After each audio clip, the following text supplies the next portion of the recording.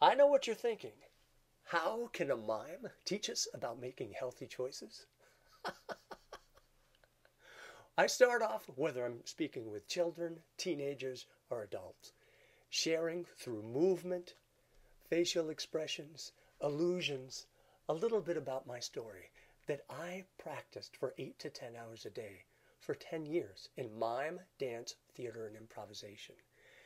And not only did I have great teachers that taught me how to move my body, how to shape my body like clay. When you have clay in your hands, you can shape it into anything that you want. And I'm able to move my body like water, like fire, like air. I'm able to be as still as a mountain, as mischievous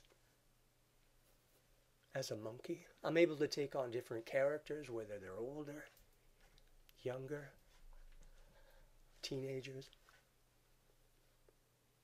I share through humor, comedy, movement, and illusion a number of different stories that highlight eating healthier foods, making healthy choices about exercise, about getting enough sleep, drinking enough water, and being aware of our own thoughts, being aware of our own impulses.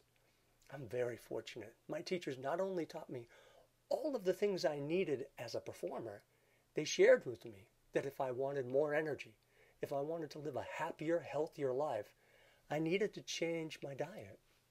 I needed to eat a little less sugary, less salty, less fried, fattening foods, less packaged foods, more fruits, more vegetables, more whole grains, just a little, not trying to be perfect, but to balance it out a little bit. And I also learned from my own experience that the more you eat of something, if you're eating a lot of junk food, you're going to crave that. You're going to say, give me, give me, give me, give me. I want more of that. But if you slowly shift it to eating more fruits, more vegetables, more whole grains, before you know it, you're saying, gee, you know what? I could use an apple.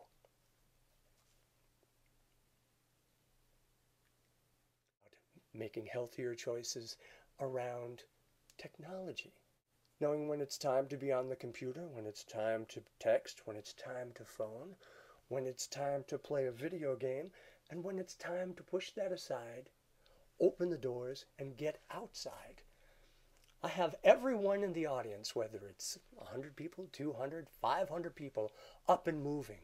I share with them a movement series that brings energy, builds concentration, focus, yet calms you down. I share with them certain movements that they can do to help be more aware of their body, more aware of where they are in space, how to get more oxygen, more energy to the body, but yet be very focused. It's perfect for before tests.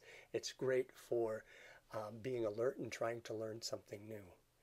I also can get the whole audience up and moving in an exercise collage where we do many different ways to get off the couch, get out of that chair, and either do walking, running, jumping rope, rock climbing, rope climbing, swimming, bicycling, skiing.